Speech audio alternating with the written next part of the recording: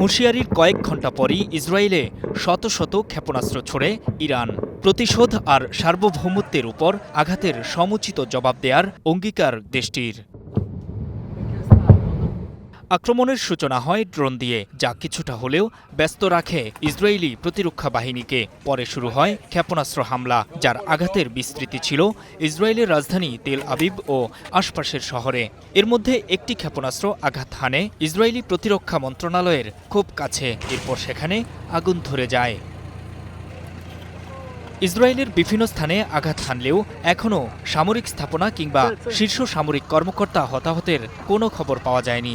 Tel Aviv সহ কয়েকটি এলাকায় কয়েকজন নিহত সহ অর্ধশতাধিক বেসামরিক নাগরিক আহত হয়েছে বলে খবর দিচ্ছে বিভিন্ন সংবাদ মাধ্যম।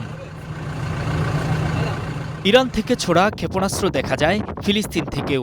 অধিকৃত পশ্চিম তীরের রামাল্লা ও লেবাননের আকাশেও দেখা যায় অসংখ্য রকেট।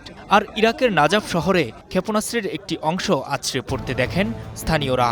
সতর্কতার সাইরেন বাজানো হয় জর্ডানের রাজধানী আম্মানে। ইরানের গতকালের হামলা প্রতিহত করতে ইসরায়েল ব্যবহার করেছে যুক্তরাষ্ট্রের দেওয়া বিমান প্রতিরক্ষা ব্যবস্থা এবং নেভাল ডেস্ট্রয়ার। নতুন করে ইসরায়েলের কাছাকাছি দুটি যুদ্ধজাহাজ পাঠাচ্ছে ওয়াশিংটন, যেগুলো অবস্থান নেবে পূর্ব ভূমধ্যসাগরে। ইসরায়েলি প্রধানমন্ত্রী বেনিয়ামিন নেতানিয়াহু সার্বক্ষণিক যোগাযোগ রাখছেন মার্কিন প্রেসিডেন্ট ডোনাল্ড ট্রাম্পের সঙ্গে। এক টেলিভিশন সাক্ষাৎকারে ট্রাম্প বলেন, ইসরায়েলের প্রয়োজন হলে যে কোনো সহায়তা দেবে ওয়াশিংটন। পাল্টাপাল্টি হামলায় উত্তপ্ত মধ্যপ্রাচ্য, যুদ্ধ ছড়িয়ে পড়তে পারে আরও কয়েকটি দেশে। এমন অবস্থায় মধ্যস্থতার চেষ্টা করছেন রুশ প্রেসিডেন্ট ভ্লাদিমির পুতিন। ফোনালাপ করেছেন ইরানের প্রেসিডেন্ট মাসুদ পেজেশকিয়ানের সাথে। ইসরায়েলের প্রধানমন্ত্রী বেনিয়ামিন নেতানিয়াহুর সঙ্গেও আলাপ করেছেন। ইরানের পারমাণবিক ইস্যু নিয়ে রাজনৈতিক ও কূটনৈতিকভাবে আলোচনার আহ্বান জানান তিনি। সংঘাত বন্ধের আহ্বান জানিয়েছে জাতিসংঘ। যথেষ্ট হয়েছে মন্তব্য করে এখনই থামার সময় বলে উল্লেখ করেছেন সংস্থাটির মহাসচিব অ্যান্তোনিও গুতেরেস।